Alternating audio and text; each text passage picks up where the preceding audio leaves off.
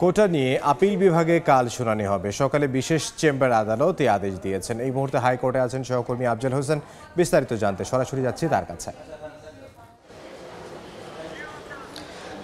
কোটা বিরোধী আন্দোলন চলছে, একই সঙ্গে আইনি প্রক্রিয়াগুলোও কিন্তু এগিয়ে চলেছে। গত বৃহস্পতিবারই আপিল বিভাগে সর্বোচ্চ আদালতে প্রধান বিচারপতি জানিয়েছিলেন যে এই আপিলটি আগামী বৃহস্পতিবার অর্থাৎ একদিন পরেই আপিল বিভাগে শুনানি হবে। কিন্তু গত কয়েকদিন ধরে যে আন্দোলন চলছে এবং বাংলা ব্লকেটের নামে ঢাকা একেবারেই স্থবির অবস্থায় তৈরি হয়েছিল এবং তারই প্রেক্ষাপটেই হয়তো আমরা যতটুকু ধারণা করছি যে আজকে সুপ্রিম কোর্টের চেম্বার আদালতে বিশেষ আবেদন করা হয় এবং বিশেষ চেম্বার কোর্ট বসে।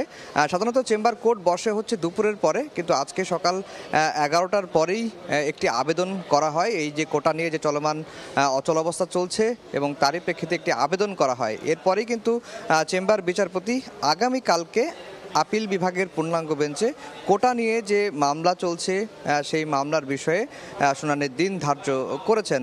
আমরা যতটুকু ধারণা করছি যে গতকালকে আইনমন্ত্রীর সঙ্গে আওয়ামী লীগ সাধারণ সম্পাদক সহ বেশ কয়েকজন সিনিয়র মন্ত্রীরা বৈঠক করেছিলেন এবং বৈঠকেই অনেকগুলো বিষয় গণমাধ্যমে এসেছিল যে কিভাবে এই সংকটটি সমাধান করা যায়। যেহেতু আদালতে মামলাটি বিচারাধীন হয়ে গেছে, এখন আদালতের আদেশ ছাড়া এই সংকট সমাধান সম্ভব নয়। সেই কারণেই আইনি প্রক্রিয়াটি কিভাবে আরেকটু এগিয়ে নেওয়া যায় তারই অংশ হিসেবেই হয়তো এই চেম্বার আদালতে এই আবেদনটি করা হয়েছে। তৃতীয় একজন পক্ষ এই আবেদনটি করেছেন। যেহেতু হাইকোর্টের যে রায়টা দিয়েছে কোটা বহাল রেখে মুক্তিযোদ্ধা কোটা, সেই রায়টি এখনও বের হয়নি। আপিল বিভাগও বলেছিলেন যে এই হাইকোর্টের রায়টি বের হলে রাষ্ট্রপক্ষ যেন লিভ টু আপিল করে। একটি জিনিস বলে রাখি যে এই হাইকোর্ট যখন মুক্তিযোদ্ধা কোটা বাতিলের যে সিদ্ধান্ত বা পরিপত্র অবৈধ ঘোষণা করলো, এরপরে কিন্তু রাষ্ট্রপক্ষই উদ্যোগী হয়ে এই রায়টি স্থগিত চেয়ে সুপ্রিম কোর্টের চেম্বার আদালতে আবেদন করেছিলেন এবং এখন পর্যন্ত রাষ্ট্রের সর্বোচ্চ আইন কর্মকর্তা বরাবরই বলে আসছেন যে তারা এই যে হাইকোর্টের রায় কোটা বহালের পক্ষে, তার বিপক্ষেই তারা অবস্থান নিয়েছেন।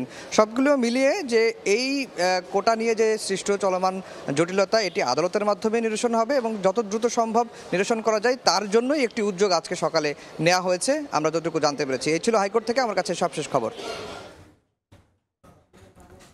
হাইকোর্ট থেকে সহকর্মী আফজাল হোসেন।